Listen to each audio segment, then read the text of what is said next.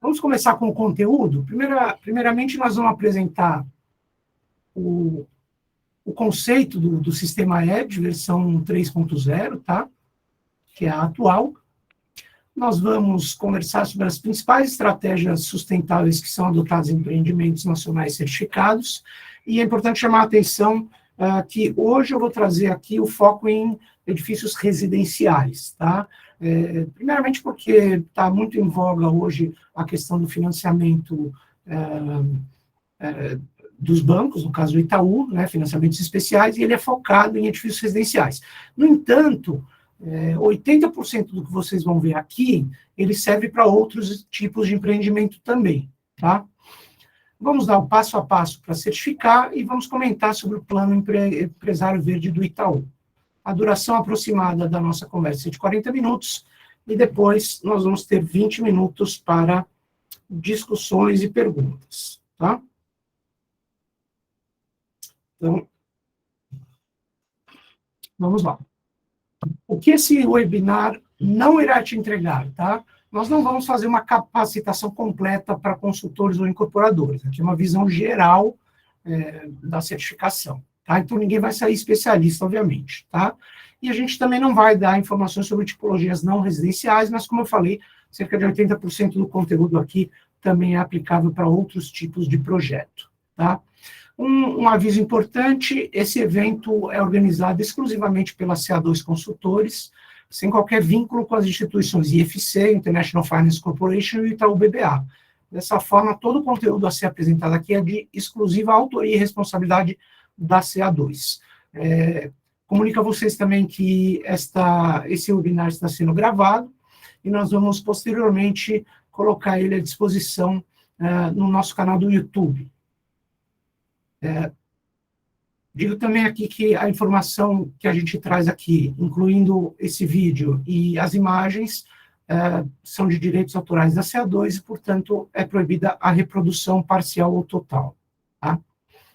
O que é a CA2, primeiramente, para colocar vocês em contexto, a CA2, nós costumamos dizer que nós somos a vertente da ciência aplicada à arquitetura e construção civil. Nós somos uma equipe multidisciplinar de consultoria e projetos, e nós atuamos em 4 áreas principais: sustentabilidade, e aí entram as certificações também, conforto ambiental, mais especificamente conforto térmico e luz natural, acústica e luminotécnica, projeto de luminotécnica. Sempre que possível, nós procuramos atuar com as disciplinas de forma integrada, né, dependendo do projeto, nós entramos com 1, 2 ou mais disciplinas, mas nós temos capacidade e experiência para atuar nessas 4 áreas, tá? A CA2 foi fundada por mim em 2015, e nós começamos com as áreas de conforto ambiental e sustentabilidade, que são minhas áreas de especialização, e, posteriormente, nós ampliamos para essas 2 outras áreas, onde a gente já acumula um portfólio bastante significativo. Essa imagem que vocês estão vendo aqui é o Centro de Pesquisa e Ensino do Hospital Israelita Albert Einstein, em São Paulo, no qual nós atuamos na área de conforto ambiental. Para quem quiser depois ter mais informação, a gente pode conversar sobre esse projeto, que é fantástico. Quem sou eu? Eu sou Marcelo Nuda, como eu falei, eu sou sócio fundador e diretor da CA2, sou também EDGE Expert, que é o profissional acreditado pela certificação EDGE. Eu tenho uma experiência internacional bastante relevante, eu morei e trabalhei por 6 anos na Austrália, e eu trabalhei na multinacional de engenharia Arup, que é uma empresa bastante renomada na área de projetos relacionados à sustentabilidade, né? Depois eu trabalhei na Arup por mais 3 anos aqui no Brasil, e em 2015 eu fundei a CA2. Mais especificamente na questão do EDGE, eu fui o consultor responsável pelo primeiro empreendimento que foi agraciado com o Plano Empresário Verde do Itaú, tá? Que foi o Verve Pinheiros da MPD, e após isso a gente já acumula um portfólio interessante de projetos certificados ou em processo de certificação. Eu sempre começo a falar sobre o EDGE mostrando essa imagem. Esse é um post que eu soltei já há algum tempo atrás e repostei recentemente, né? Esse aqui é o cliente, né? Para quem não reconhecer essa imagem aqui, essa é a imagem do filme Psicose, né? Daqui a pouquinho, o Norman Bates vestido da mãe dele, desculpa se eu estou dando algum spoiler, mas já era para vocês saberem, né? O fim do filme. Ele vai abrir essa cortina e vai matar a atriz principal, né? Ou seja, ela não sabe o que espera ela, né? Então, quando o cliente chega e fala, eu quero lead para o meu projeto, ou mesmo quando ele fala, eu quero um Aqua para o meu projeto, ou um GBC para o meu projeto, eu pergunto, você sabe o que realmente te espera? Por que isso? Porque essas certificações, elas exigem um grau de, podemos dizer, repaginação de toda uma mentalidade da incorporadora e de todos os projetistas. Tá? Não que o ED não precise, mas o ED, como vocês vão ver, a simplicidade dele tira todo esse peso que o cliente vai ter que enfrentar depois. Então, se você quer um projeto certificado, mas você quer ir para uma certificação mais densa, mais pesada, com mais documentação, você realmente tem que saber o que te espera. Tá? Então, certificações como LEED, Aqua ou GBC, elas têm diversas categorias. Tá? No caso do Aqua, se não me engano, são 14 categorias. No LEED e no GBC, são 6 ou 7, em alguns casos 8, tá? Se você contar inovação e tal. E no ED são 3, tá? Então, o escopo de abrangência do ED, ou seja, a quantidade de estratégias que você vai ter que implementar no seu projeto, já se inicia sendo muito menor, o que diminui a complexidade de todo o processo, como vocês vão ver, tá? Então, o ED surge justamente para acelerar a transformação do mercado da construção em países emergentes rumo à sustentabilidade. Tá? Se a gente pega algumas notícias relacionadas a certificações de sustentabilidade no Brasil, e a gente costuma ouvir que o Brasil é o 3º ou 4º país com maior quantidade de certificações LEED no mundo. Tá? Isso, se você olhar esses números por si só, é um feito muito grandioso. 3º ou 4º, né? 3º quando você exclui os Estados Unidos, que é o 1º, tá? Você fala, bom, estamos na vanguarda da sustentabilidade. Na verdade, esses números enganam, porque se você pegar a quantidade de edifícios certificados, e pode pegar a quantidade, inclusive eu escrevi um artigo sobre isso no LinkedIn, procurem no meu LinkedIn, se você pegar a quantidade tem um vídeo sobre isso no YouTube, no meu canal também, daqui a pouco eu dou o meu canal. Se vocês pegarem a quantidade de edifícios certificados, juntarem LEED, Aqua, GBC e compararem com o tamanho do nosso mercado, isso é insignificante. E você começa a ver que, se no Brasil já é insignificante, nos outros países desenvolvidos, subdesenvolvidos ou emergentes, isso também é mais gritante, mais ainda, né? Porque eles têm menos construções certificadas. Então, proporcionalmente, a gente não está fazendo um bom trabalho relacionado às certificações ambientais. Tá? Por que isso? Por uma série de razões. O custo é uma delas, a ausência de profissionais qualificados para as diversas áreas que envolvem uma certificação também é deficiente no nosso país, então você precisa ter profissionais que entendem do processo de certificação, dos créditos, você precisa de um agente de comissionamento, você precisa de um especialista de obra, você precisa de um simulador energético, tudo isso custa dinheiro, e você não tem, infelizmente ainda no Brasil, uma quantidade adequada de profissionais para atender ao mercado. Tá? O ED vem para simplificar, reduzir a burocracia e justamente suprir essa demanda que a gente tanto necessita. Tá? E aí, em outros termos, né, o ED é uma inovação do IFC, ele surgiu em 2012, mas no Brasil ele começou a ganhar força há cerca de 2 anos atrás. Tá? O IFC é membro do Grupo Banco Mundial, então nós estamos falando aqui de uma certificação ambiental que é criada por uma instituição financeira, tá?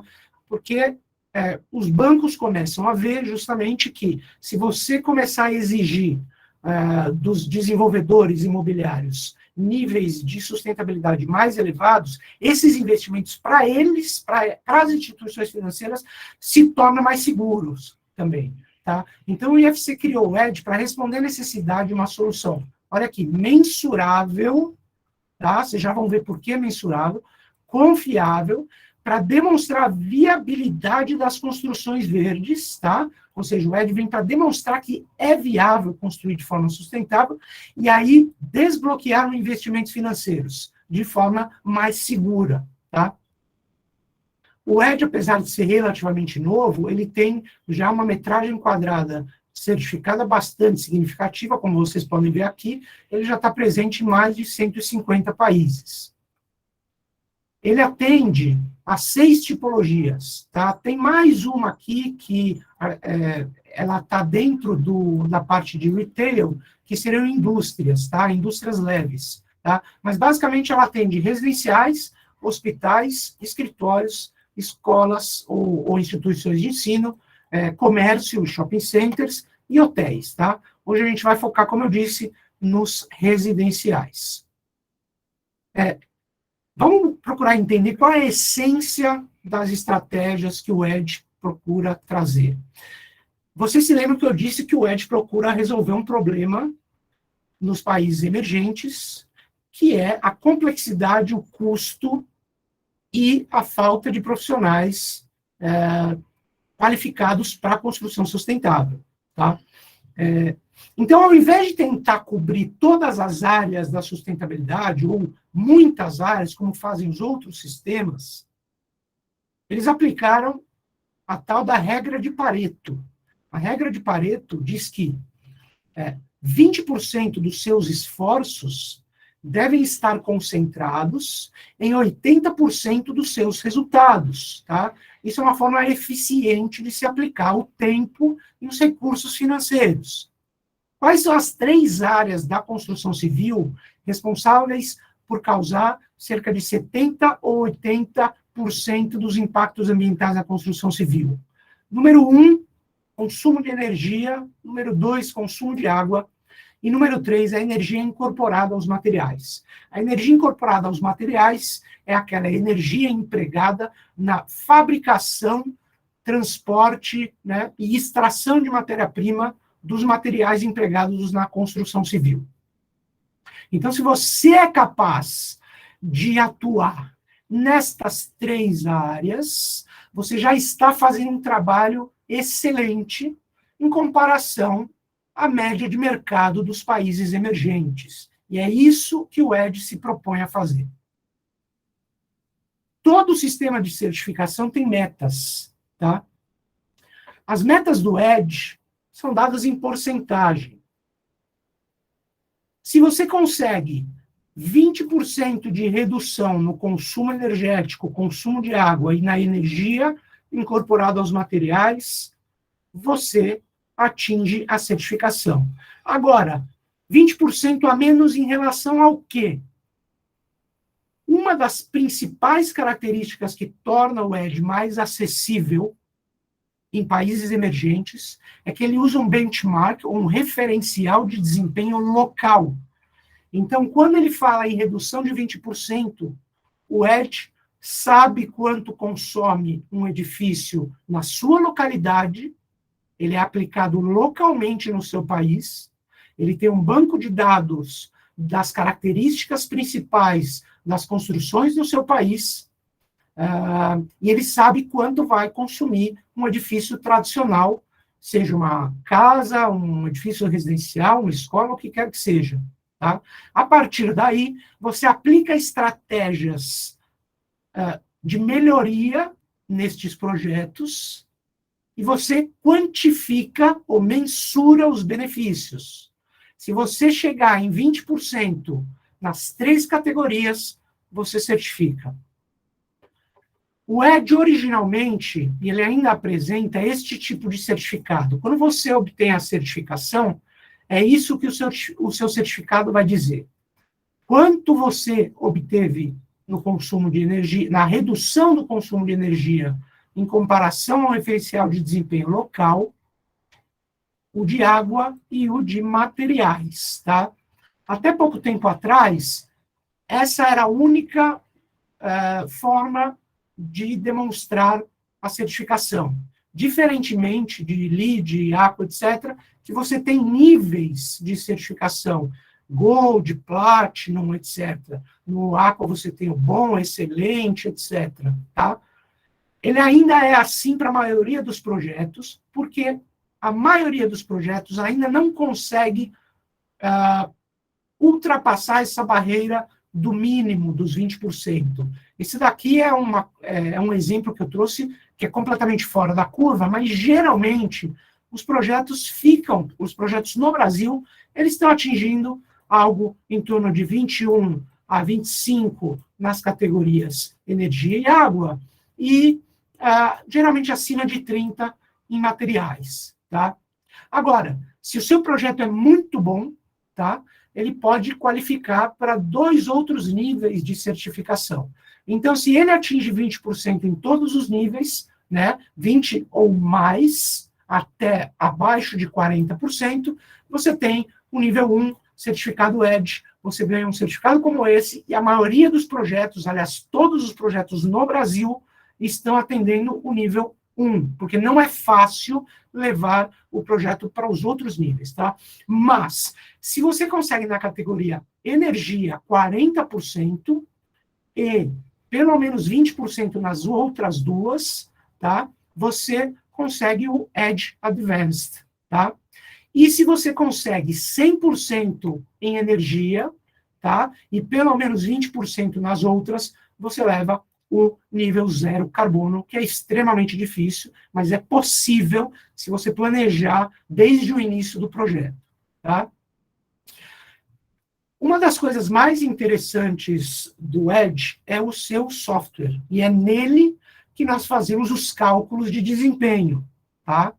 Agora, a gente já ouviu dizer que o Edge... Bom, o Edge é acessível, ele é fácil de manejar, esse software, tá?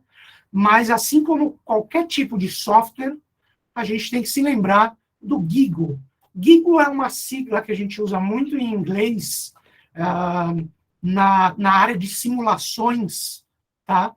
Que significa garbage in, garbage out. Se você imputa lixo, ou seja, informações erradas, mal feitas ou mal calculadas, ele vai te soltar resultados errados. Então, ainda que ele não seja complexo, ainda que ele seja acessível, ele requer um nível de aprendizado. Ele tem uma curva de aprendizado que vai além das características desse software e que passam também por conhecimentos sobre conforto ambiental, trocas de calor numa edificação, sistemas hidráulicos e assim por diante, tá? Então, lembre-se que ele é acessível, mas nunca esqueçam do nosso amigo GIGO. Eu vou passar agora para falar para vocês, eu vou mostrar o print da tela deste software, onde estão contidas as estratégias. Tá? E eu vou fazer comentários sobre algumas delas e vou contar para vocês quais são aquelas que estão sendo mais aplicadas nos projetos certificados aqui no Brasil. Tá? Vamos lá. Quando você começa um projeto Edge, você inicia nesta aba, que é a aba de design. Então, você precisa passar as características do seu projeto. Tá? Então, você seleciona o tipo de uso, né, se é residencial, comercial e assim por diante. O subtipo, que em alguns casos vai existir. Por exemplo, se for residencial, você tem que informar se é um edifício ou se são casas, né? Você informa o país e você informa a cidade. A informação da cidade e do país, obviamente, é que vão te dar, no caso do país, ele vai te dar o referencial de desempenho da maioria das estratégias, tá? E no caso da cidade, é onde ele vai ler um arquivo climático da cidade e fazer os cálculos de consumo de energia.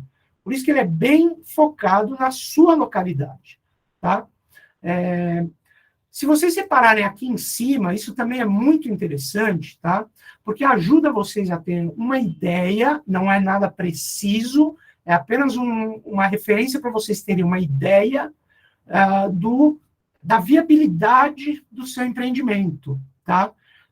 Eu acabei não mostrando todos os itens aqui, mas eu vou falar alguns deles, tá?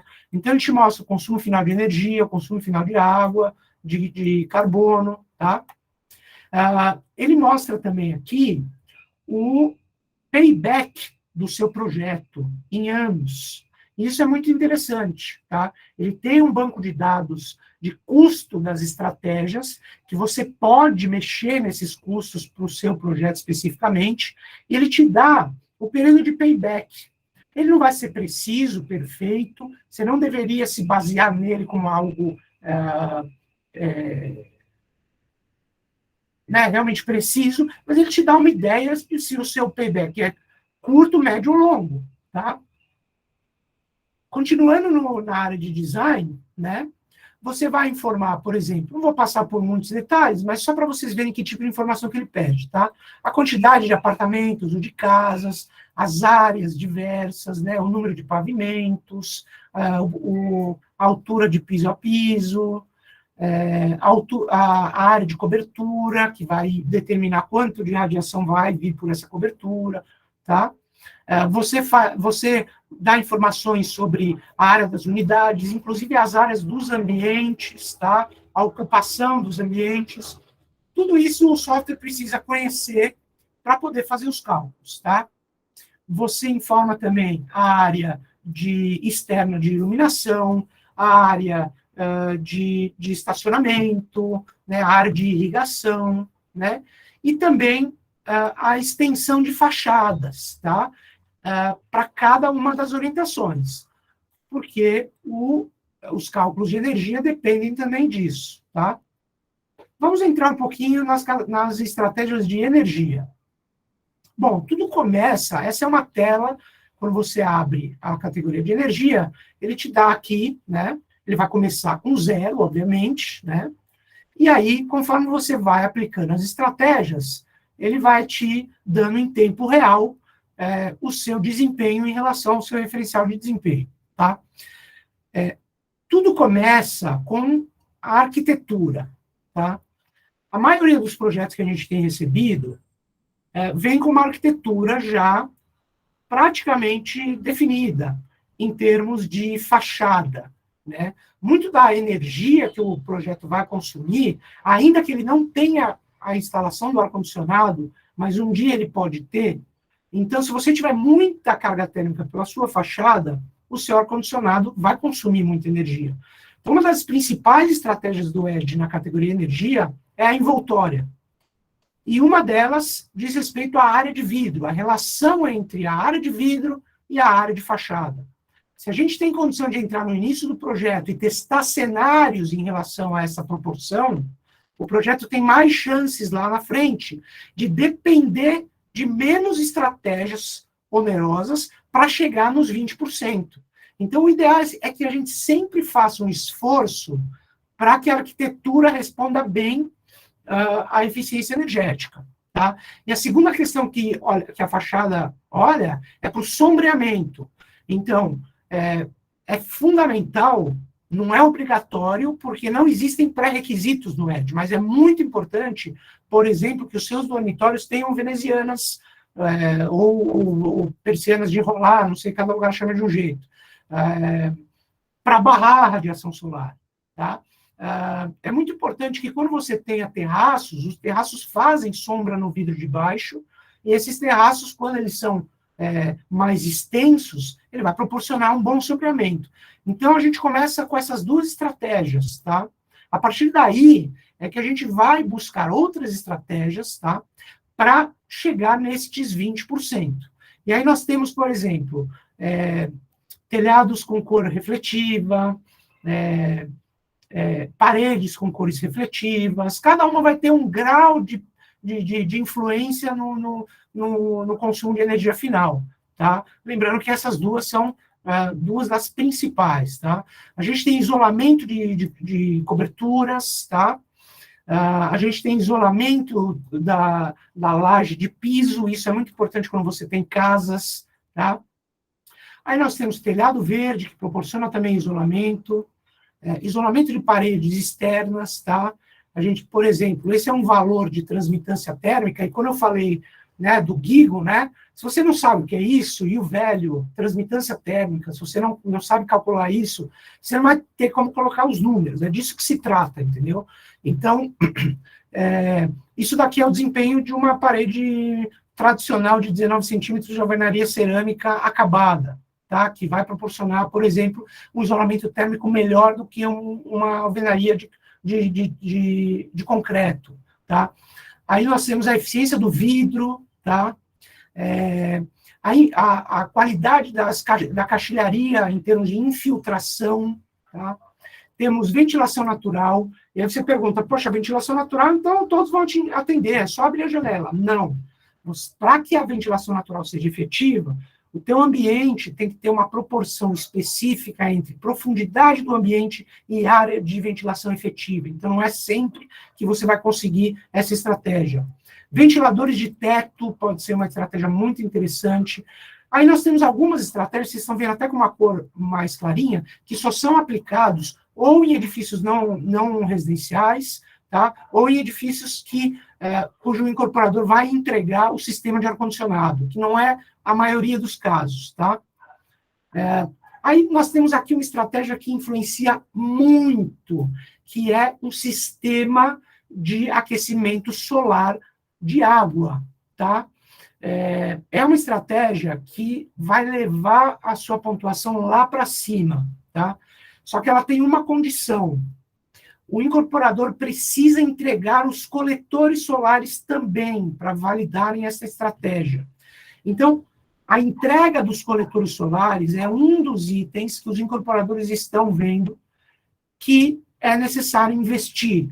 Não adianta a gente achar que a gente vai entrar numa certificação e que a gente vai entregar o mesmo escopo que a gente sempre fez, a mesma entrega que a gente sempre fez. Não. Existe sim a necessidade de certo investimento, e a do ED costuma ser mais baixa do que das outras certificações. Tá? Aí nós temos uma estratégia que também é bastante eficiente e é fácil, que é a iluminação eficiente para áreas internas e para áreas externas. Novamente, você precisa fornecer aqui um valor, tá? De eficácia luminosa ou de potência instalada. Você pode colocar qualquer valor. Se for muito baixo, ele não vai te dar muito benefício. Tá? Agora, a gente tem visto que esses valores têm sido muito bem aplicados pelo mercado, tá?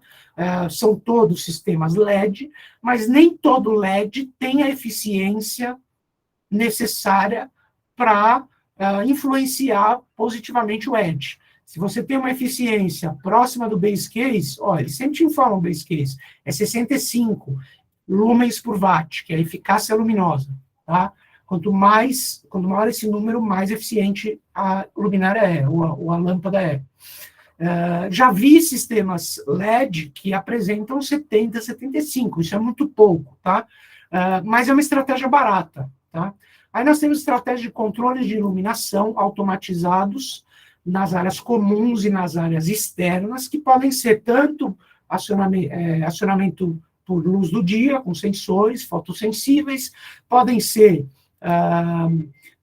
sensores por tempo, por timer, ou de presença também. Temos aqui estratégias de controle de ventilação para garagens com ventilação mecânica, utilizando sensores de CO2, que vai regular a ventilação conforme a necessidade por conta dos poluentes que estão nela, tá? Temos aqui outras estratégias que não se aplicam aos residenciais, tá? Uma estratégia que é difícil de aplicar no nosso mercado é a estratégia de refrigeradores e máquinas de lavar eficientes. Por quê? Porque o incorporador precisa entregar isso daqui para todas as unidades, tá? É uma estratégia interessante, pode dar uma boa pontuação, mas existe a necessidade de investimento, tá? Submedidor, smart meters para energia, tá? Você precisa entregar o smart meter para todas as unidades, para que elas sejam capazes de medir a energia da unidade por tipo de uso, então ela precisa separar o que vai para o ar-condicionado, o que vai para a iluminação e assim por diante, para que o usuário possa ver em tempo real quanto ele está consumindo, tá? E possa corrigir eventuais falhas, tá? E aí nós temos duas estratégias aqui que também podem ser muito bem utilizadas e que já estão sendo utilizadas em alguns dos nossos projetos, tá? Aqui no caso, a gente costuma aplicar fotovoltaicas, energia fotovoltaica para geração de energia elétrica, tá? Você pode usar eólica, biomassa e tal, mas é um pouco mais complicado no nosso mercado, a gente sabe, principalmente nos residenciais, tá? E Other Energy Saving Measures, ele deixa você propor outras estratégias, desde que você convença o auditor, né, convencer no bom sentido, desde que você tenha argumentos para dizer que essa estratégia vai economizar energia, você pode propor também alguma outra. Tá? Vamos ver as estratégias de água agora. Tá? Para a água, a gente tem visto que os chuveiros são fundamentais para que a gente chegue nos 20%. Tá?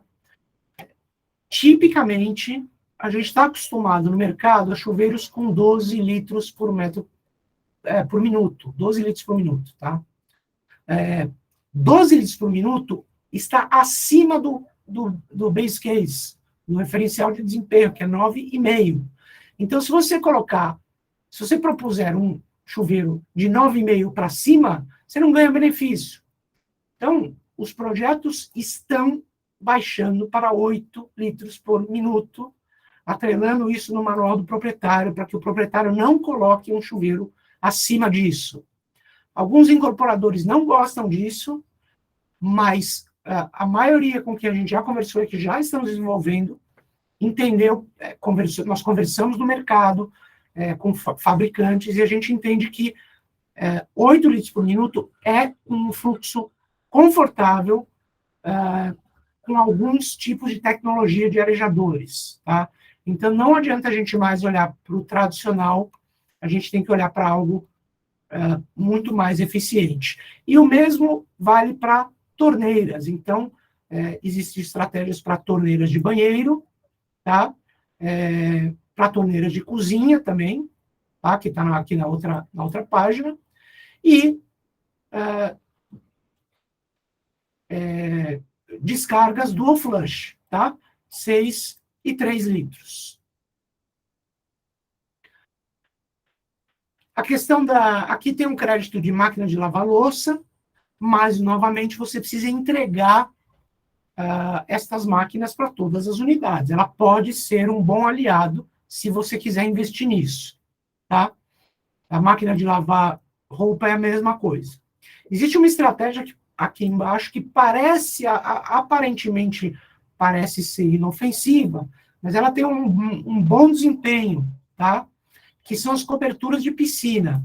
Se você proporcionar uma cobertura de piscina que seja de fácil retirada e colocação, com isolamento térmico também, para evitar a evaporação, você pode se beneficiar bastante. Agora, se a sua piscina for pequena, ela não vai influenciar tanto assim. Tá? Isso geralmente dá um resultado melhor para piscinas maiores. Tá?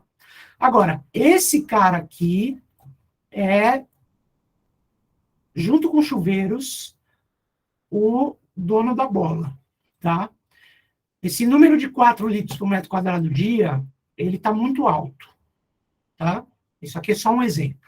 Sistema de irrigação paisagística com economia hídrica, tá? Alguns projetos vão desempenhar bem com 4.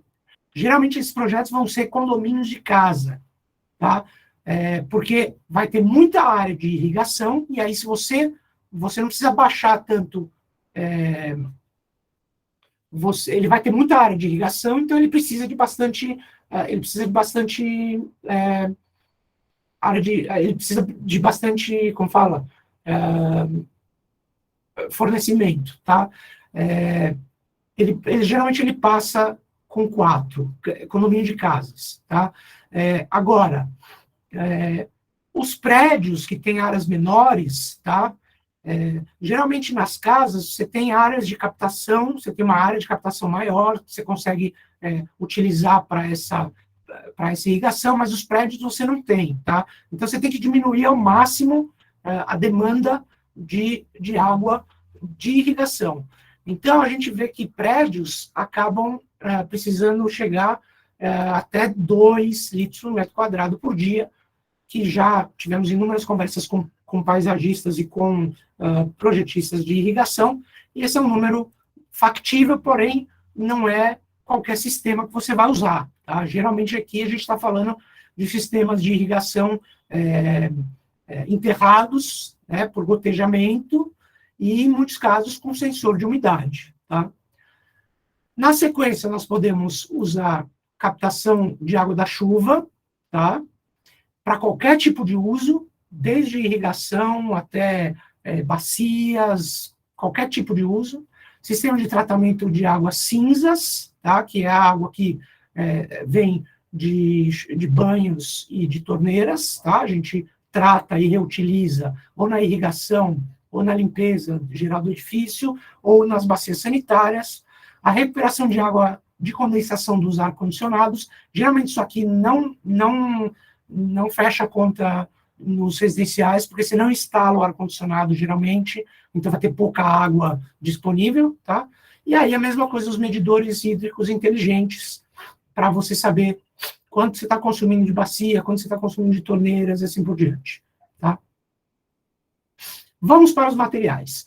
Geralmente, os materiais, eu estou procurando me manter dentro do tempo, tá? Talvez eu passe um pouquinho. Mas, vamos lá. Nos materiais, geralmente não tem muito segredo, tá?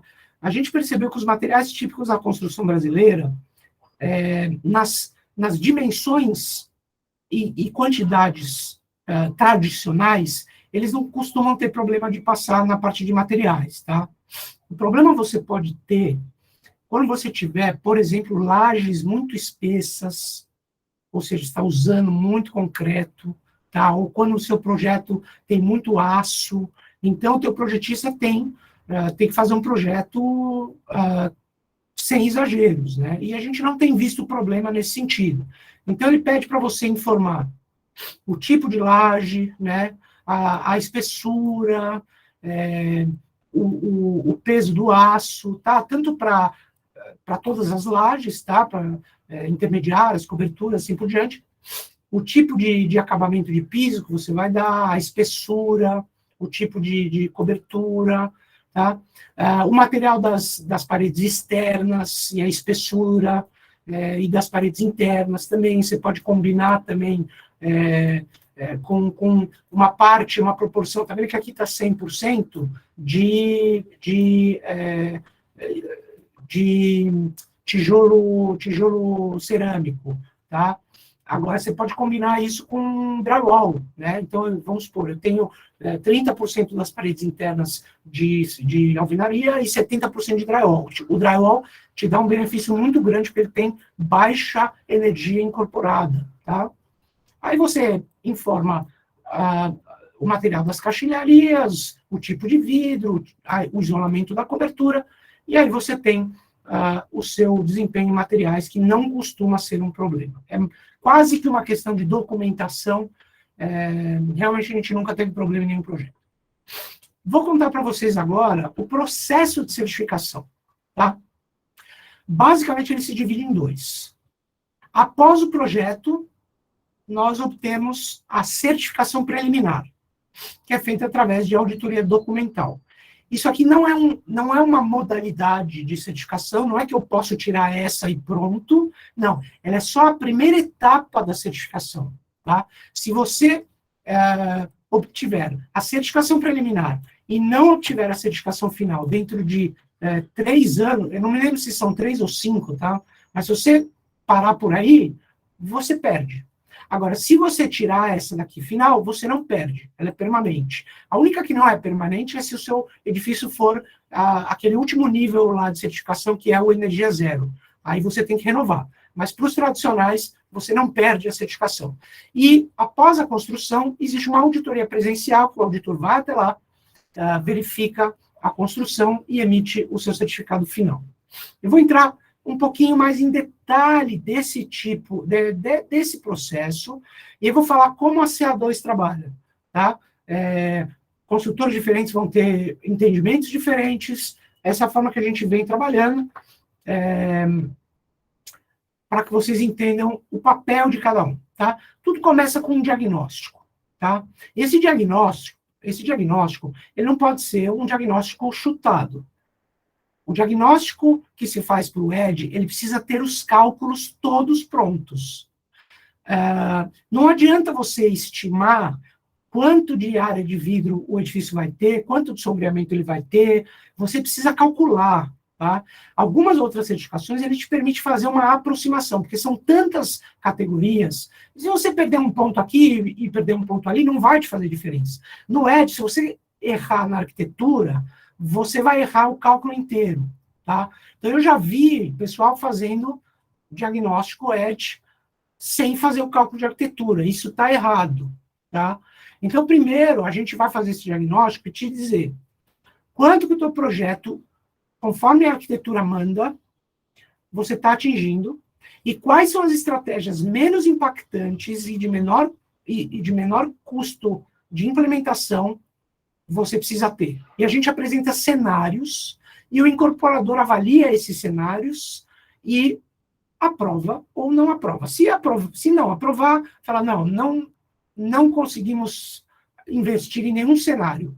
Paciência, a gente não prossegue com a certificação. Agora, sim, conseguimos prosseguir com determinado cenário, aí sim a gente começa a implementação, tá?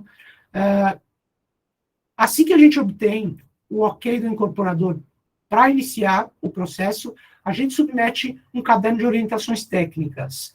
Esse caderno de orientações técnicas, ele tem detalhadamente todas as estratégias que os projetistas que vão estar envolvidos precisam cumprir.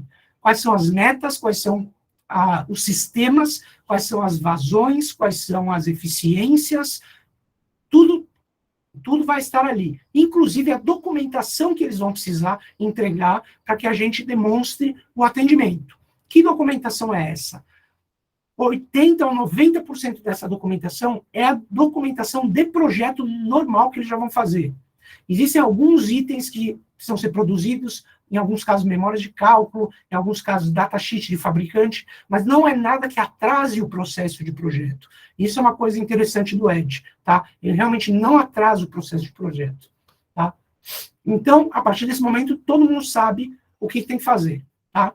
Aí começa o anteprojeto, e os projetistas trabalham em cima dessas orientações técnicas.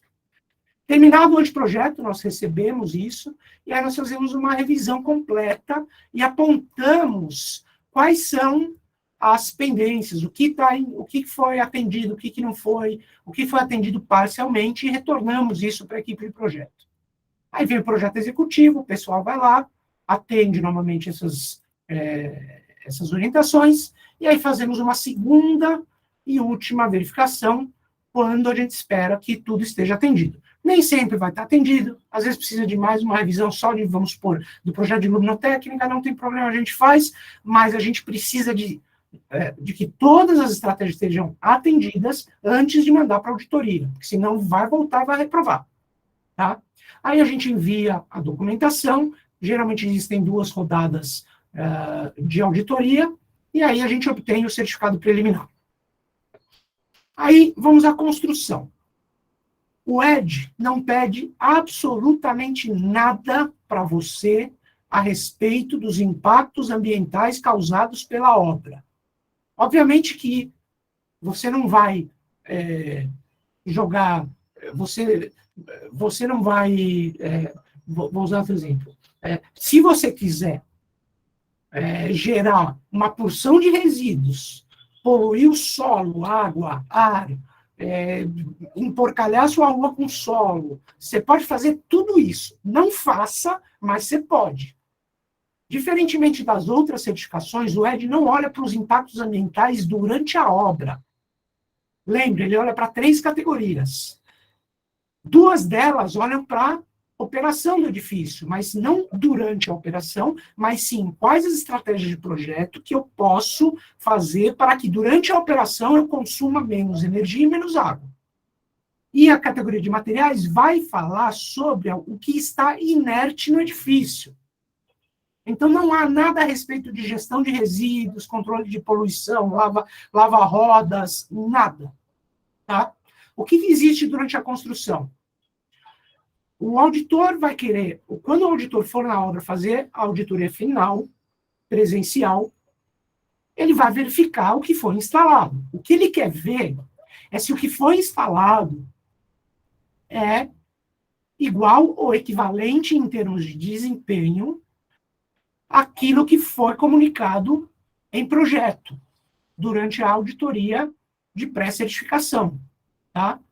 Então, ele vai lá e vai falar, tá bom, então aqui você colocou, deixa eu ver as luminárias, a luminária tá certo, ele vai ver quantos lumens por watt, deixa eu ver a bacia dual flush, realmente é uma bacia dual flush. Agora, existem itens que afetam a certificação que ele não enxerga quando ele vai para lá. Por exemplo, se eu estou dizendo que eu estou usando um tipo de alvenaria, ele não vai enxergar porque já vai ter o acabamento. Então, nós precisamos registrar fotograficamente o processo de construção de alguns itens. Então, se eu estou dizendo que aqui vai ter um isolamento térmico de EPS, lá na frente o cara vai ver o piso acabado. Tá? Então, eu tenho que registrar as etapas de construção para demonstrar que isso aqui é verdadeiro.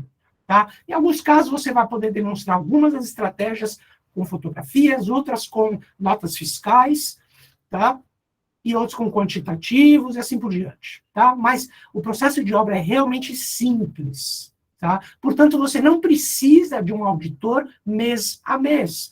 Se o seu... De um auditor, não, de um consultor. Se o seu consultor te oferecer uma... Se você é incorporador, o seu consultor te oferecer uma proposta com visitas mensais, saiba que você não precisa. Tá? E depois existe uma auditoria presencial, onde nós geralmente acompanhamos, e aí nós obtemos o certificado final. Eu vou apresentar alguns números gerais de custos, tá? Porque geralmente o pessoal pergunta, tá? Não tomem esses números como verdade absoluta, nem absolutamente nada. São meras ordens de grandeza e depende do porte, tipo do seu empreendimento. Tá? Então, a nossa consultoria, conforme proposta, se você tem um projeto, manda para a gente que a gente vai orçar. Existe um registro que é feito para o órgão certificador de $300, isso é uma taxa fixa. Tá? Existe uma taxa de auditoria, que geralmente é feita por um auditor brasileiro. Tá? Nós temos boas relações com uma auditora específica, que a gente sempre gosta de recomendar, tá? Esse valor pode variar bastante, mas é em real, que é pago diretamente para essa auditora ou qualquer outro auditor da sua escolha. Porém, não existem muitos no Brasil. Se não me engano, existem 3 ou 4. Tá? E aí existe uma taxa de certificação para o GBCI, que é o órgão auditor, que é pago também em dólar, diretamente para o GBCI. O IFC estima que o investimento adicional para projetos certificados em ED seja inferior a 2% do custo tradicional. Tá? Não quer dizer que vai ser necessariamente 2%, tá? Pode até ser mais baixo e, dependendo da região do seu projeto, do tipo de entrega que você está acostumado a fazer, pode ser acima. Vou dar um exemplo. Em São Paulo, todos os empreendimentos, independente do padrão, saem com venezianas nos dormitórios, seja de correr ou de enrolar. Tá? Isso já é um custo dado, é um custo embutido. Se você tiver... Agora, a gente sabe que em algumas outras regiões, no Nordeste, por exemplo, isso não é tradicional. Então, eu falei lá atrás que o sombreamento de janelas influencia muito no desempenho de energia. Esse é um custo adicional que talvez, não necessariamente, porque não existem pré-requisitos, mas talvez você tenha que investir. Tá? Então, se o seu escopo de entrega dentro daquelas estratégias que eu mencionei, ele já contenha muitas dessas estratégias, você vai ter um sobrecusto menor. Agora, se você resolve fazer, por exemplo, um edifício que a gente vê, às vezes, por aí, residencial, cheio de vidro, piso a teto, sabe? Como se fosse algo bonito, interessante, desejável. Não é, nosso clima não permite, mas às vezes a gente vê por aí. Esse cara vai ter que investir muito mais em outras estratégias, porque ele vai absorver muita energia. Então, o sobrecusto dele vai ser maior. Tá? Então, não tomem isso como uma verdade absoluta, isso é só uma estimativa do IFC. Eu estou quase finalizando sobre o Plano Empresário Verde do Itaú. Novamente, não estou falando em nome do Itaú, estou falando em nome da CA2, que ajudou já alguns incorporadores a ingressarem nesse plano através da certificação EDGE. Tá? Nós, inclusive, convidamos um representante do Itaú para essa palestra, mas não foi possível tê-los conosco. Tá? Então, eu vou falar da minha experiência com esses projetos. Tá? Os incorporadores eles podem solicitar taxas de financiamento especiais para empreendimentos residenciais que obtiverem a certificação EDGE, tá? Em qualquer um dos seus níveis, mesmo o mais baixo, tá? Que é a maioria, todos estão indo para o mais baixo, tá? O Itaú informa que eles avaliam caso a caso, então eu não tenho uma taxa específica aqui para passar para vocês, tá? Mas existem grandes incorporadores que já estão entrando nesse plano, tá? E se grandes incorporadores já estão entrando nesse plano, é porque eles fizeram a conta e a conta fecha, tá? Então faz sentido buscar o Itaú para uma conversa, para entender se a conta fecha ou não fecha, tá? A partir daí, o Itaú ele pede alguns checkpoints para você demonstrar ao longo do processo, tá? E nós, na CA2, a gente auxilia nesses checkpoints também, tá? Você tem que demonstrar como o seu projeto está sendo desenvolvido e depois como a sua obra está sendo desenvolvida, tá? Você tem que apresentar o certificado preliminar para eles, tá? Para que o processo seja válido, e aí, se você não consegue a certificação final, você tem uma multa, tá? Por isso que você precisa pegar um consultor bom, um consultor experiente, para te guiar no processo, tá? Para você não ter surpresa depois. Esses são alguns dos empreendimentos que a gente está trabalhando, ou já trabalhamos, tá? Aqui nós temos um que já obteve a certificação preliminar. Esse foi o primeiro empreendimento do Plano Empresário Verde. Ele tem residencial, ele tem corporativo, e aqui embaixo ele tem lojas, tá? Aqui também muito semelhante, enfim, alguns projetos que já certificamos, tá? Todos esses certificamos com a certificação preliminar, tem alguns deles já em fase final de certificação final, tá? Aqui nós temos um projeto em Porto Alegre, que justamente eles têm algumas características diferentes de São Paulo, tá? No caso, acabou dando sorte por ser de altíssimo padrão, eles vão entregar venezianos nos dormitórios, mas não é tradicional da região, tá?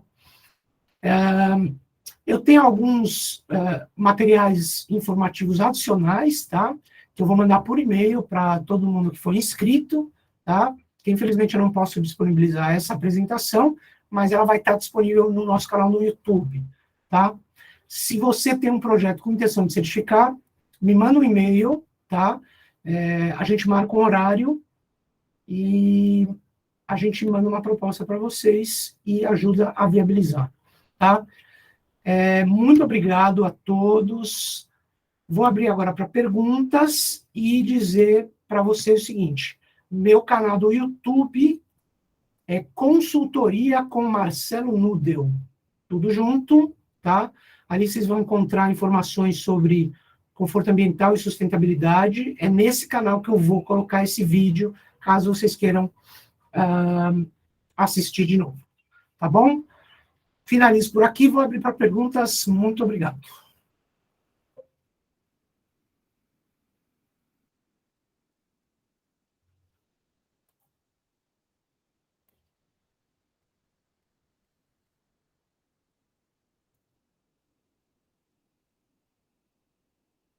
Vamos lá. Podem abrir o seu Gustavo Lombardo está com a mão levantada, mas podem perguntar, tá bom? Diga, Marco. Bom, Marcelo, tudo bem? Boa noite. Tudo bem? Tudo jóia, a gente acompanha há algum tempo. Marcelo, me diga uma coisa.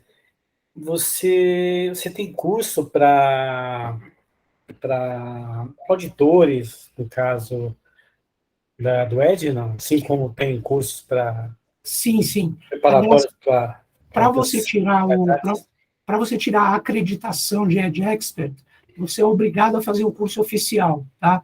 Esse curso, ele é oferecido de tempos em tempos pelo GBCI ou pela outra instituição certificadora que se chama SGS, tá? Então você precisa ficar atento para quando eles vão lançar isso, porque você é obrigado a fazer o curso para poder fazer a prova, tá? Senão eles não te autorizam a fazer a prova. Mas existe, ele é um pouco esporádico, tá? Tá aumentando a frequência recentemente, tá? maravilha, obrigado. E parabéns pelo evento. Obrigado. Alguém mais falou alguma coisa por mensagem, mas eu perdi. Marcelo, eu tenho aqui, mandaram uma pergunta assim, na apresentação tu mostrou logo no começo a respeito da escolha de cidades. O portfólio é bem atualizado ou está restrito a climas específicos do nosso país? Excelente pergunta. Existem muitas cidades, não apenas capitais, tá? Mas o que eles dizem é, se você precisar simular um projeto na sua cidade, você se comunica com eles e pedem para eles inserirem. Geralmente eles atendem, tá? Mas você vai ver que existem, eu não vou dizer todas as capitais, eu acredito que tenham todas as capitais, e existem também outras cidades grandes também, tá? Mas se tiver alguma que seja necessário, o que eu recomendo enquanto eles não, se você precisar fazer uma simulação para ver se o seu projeto vai está desempenhando bem ou não, pega uma próxima, com um clima próximo, mas se comunica com eles, fala que você tem um projeto, agora, precisa ter um projeto mesmo, senão acho que eles vão abrir.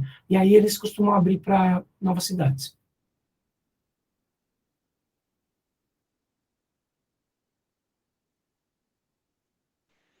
Oi, boa noite, Marcelo, tudo bem? Boa noite.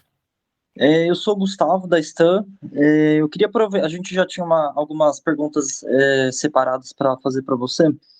Em relação a esse plano empresário verde do Itaú, né? A gente queria ter mais informações. A gente já atua, né, nesse ramo de certificação, a Juliana tá acompanhando junto com a gente, né? Sim. E especificamente pro Ed, eu queria saber se assim tem alguma ação que o Itaú solicita em específico, diferente do que é implementado no Ed atualmente. Tem alguma... Não, passou uma moto bem na hora. Faz só o final da tua pergunta, desculpa. Certo. Eu queria saber se o Itaú ele pede alguma ação em projeto, ou alguma assim, alguma alteração de projeto para facilitar assim, as taxas de mercado. Como que funciona essa parte com essa relação com o Itaú? Eu não sei exatamente se eu entendi, mas assim, realisticamente, os projetos, pelo menos atualmente no nosso mercado, eles não vão conseguir chegar nos níveis mais altos de certificação, tá? Então, vamos trabalhar realisticamente com o mínimo de 20%. Eu realmente não sei se você amplia a porcentagem de desempenho, se ele te dá uma taxa maior ou menor, tá? Realmente não sei. É necessário conversar com eles nesse sentido, tá? Mas não é que eles pedem para você alterar alguma coisa. O que eles dizem me demonstre que você certificou. Então, certo. é basicamente atender à certificação, né? Porque, Isso, assim, e aí você escolhe o caminho que você quiser, a estratégia que você quiser. Entendi. Porque, assim, nosso incorporador, assim, basicamente, o que você apresentou, a gente já atua nesse sentido, né? Então, era mais entender esse ponto. Em relação aos checkpoints, você sabe o que eles pedem, como que funciona? Eles pedem para você simplesmente informar a eles como que cada estratégia está sendo Foi incorporada em implementado. projeto, etapa a etapa. Então, vamos supor, terminou um anteprojeto, é uma lista de todas as estratégias, você vai mostrar, eu estou buscando essa, e aí você vai dizer, os projetos de luminotécnica já estão atendendo essa estratégia com 90 lumens por watt, vídeo em anexo. Os projetos de irrigação ainda não foram produzidos e nós vamos informar como ele vai ficar no projeto executivo. É para eles saberem do desenvolvimento, entendeu? Mas, assim, se você seguir o passo a passo da certificação tradicional, é basicamente uma comunicação do que você está fazendo. Entendi. Uma comprovação, né? Uma comprovação e o que você disser que está fazendo naquele checkpoint, apresentar, tá aqui os projetos, ele aceita. E na obra ele vai te pedir sei lá, me mostra o isolamento de cobertura. Aí você vai falar, ainda não chegamos na concretagem da cobertura, portanto a gente não instalou ainda, a gente vai instalar no mês X. E pronto. Entendi. Ô Marcelo, aproveitando, você tem o contato de alguém do Itaú que a gente possa contatar? Tenho. Vou pedir para a Juliana, anota aí para a gente passar para o Gustavo, Gil, por favor. Pode deixar. Obrigado. Obrigadão, viu, Marcelo? Obrigado. Temos mais perguntas? Não, então, bom. Só mais uma dúvida, aproveitando o ensejo da tua pergunta. Esses documentos, eles têm que ser, quando forem submetidos, em língua inglesa ou português mesmo? Olha, eu vou te dizer... O GBCI é inglês, né? É americano. Vou ser sincero. Desde o começo eu sempre fiz em inglês, porque mesmo que o auditor seja brasileiro, ele precisa passar por uma validação pelo GBCI, tá? Eu não sei se eles aceitariam em português. Aliás, eu nunca cheguei a perguntar. Eu sempre fiz em inglês e a gente tem nossa documentação toda em inglês. Então, eu acho que vale uma pergunta mesmo, tá? Perfeito, obrigado. E acho que é isso. Gente, obrigado. Vocês têm meu e-mail, meu canal no YouTube, Consultoria com Marcelo Nudel. Espero que dentro de alguns poucos dias eu coloque este vídeo no ar para vocês, tá bom? Muito obrigado a todos por ficarem até aqui e fiquem ligados porque daqui a pouco a gente vai lançar um novo webinar sobre os novos requisitos de desempenho térmico da norma de desempenho, tá? Fiquem ligados nas nossas redes sociais para vocês participarem também, tá bom? Obrigado, um abraço a todos. Obrigadão, pessoal, boa noite. Obrigado, abração, sucesso a todos.